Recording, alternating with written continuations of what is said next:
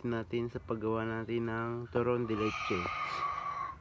Meron ho tayong saging, yung Spanish flan, tapos yung ating wrapper. So, gagawa na po tayo ng turon de leche. Una po yung saging natin. Lalagay natin dito sa ating lumpia wrapper or yung turon wrapper.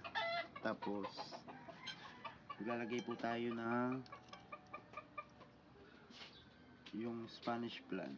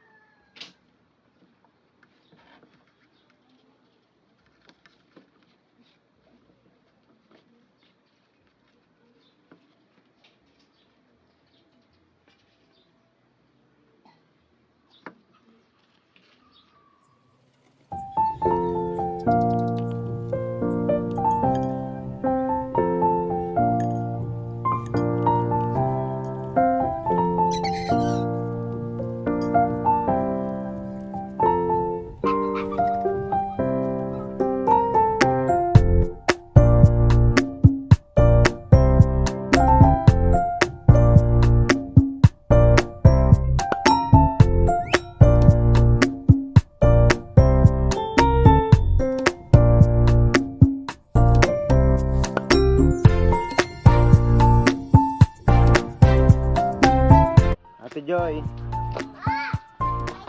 delivery oh. Magaganda akong feedback ng ano. Meron pa? Iyo, bagong ano. Halit nga ni Gold! Halit. Halit ka ate, nagbibideo nga ni Tito Deboy mo. Teka. Nagbabardagulan pa oh.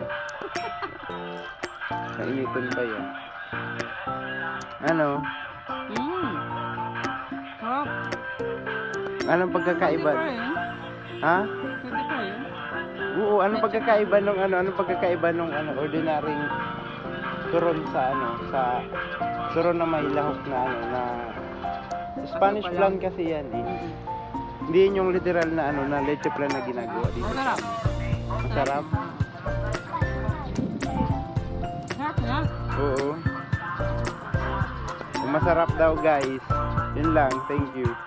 Ano, lalasahan mo lang tapos ano mataw ka ng ano, feedback. Kung anong pinagkaiba. Kung anong pinagkaiba niya sa ano, ito ba yung ano? Tagalog na lang.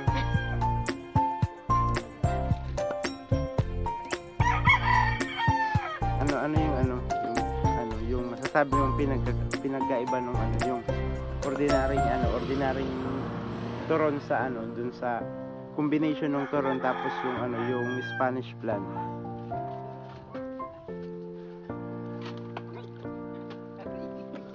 Para sa akin, mas masarap siya. Lalo na yung ano, combination ng saging tsaka yung leche flan. Nagko-complement yung tamis nung saging doon sa leche flan na nakalagay. Kaya para sa akin, mas perfect yung combination nito.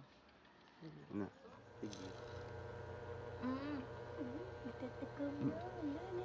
Masarap siya. Ano ka ipon?